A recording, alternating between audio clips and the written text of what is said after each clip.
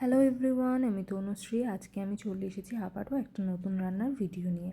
প্রথমেই এখানে চিকেনটাকে আমি ম্যারিনেট করে নেব। তার জন্য চিকেনে প্রথমে একটা গোটা পাতিলেবুর রস, তারপরে টক দই, লবণ, পেঁয়াজ বাটা, আদা বাটা, রসুন বাটা, কাজু বাদাম ও পোস্ত বাটা, তারপরে লঙ্কা বাটা, এখানে আমি লাল লঙ্কা ব্যবহার করেছি, এভারেস্টের বিরিয়ানি মশলা, পরিমাপ মতন গোলাপ জল, কেওড়া জল ও মিঠা আতর ব্যবহার করে সম্পূর্ণ চিকেনটাকে ভালো মতন মেখে রেখে দিয়েছিলাম। ওই সকাল 12টার দিক নাগাদ ম্যারিনেট করেছি আর রাত 9টার দিকে রান্না করেছি।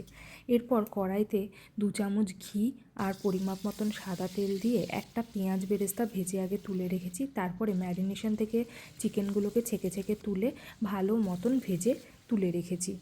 সবকটা চিকেন একই পদ্ধতিতে ভাজা হয়ে গেলে ওই অবশিষ্ট তেলের মধ্যেই আগে থেকে রেডি করে রাখা গ্রেভিটা ভালো মতন কষিয়ে নিয়েছি। গ্রেভিটা কষে তেল ছাড়লেই আগে থেকে একটু গরম জল করে রেখেছিলাম, সামান্য একটু গরম জল অ্যাড করেছি।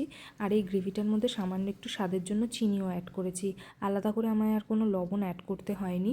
এরপরে ঝোলটা ফুটে আসলেই আগে থেকে ভেজে রাখা চিকেনগুলো অ্যাড করে নিয়েছি। এদিকে চিকেনটা ভালো মতন সেদ্ধ হতে হতে রুটি বানিয়ে নিয়েছি। সমস্ত কিছু রেডি হয়ে গেছে এবং চিকেনটাও ভালো মতন কুক হয়ে গেছে। উপর থেকে 1 চামচ ঘি ছড়িয়ে নিয়ে একটা পাত্রে পরিবেশন করে নিয়েছি। রেডি হয়ে গেছে আমাদের চিকেন চাপ। এরপর গরম গরম রুটি দিয়ে সার্ভ করে নিয়েছি।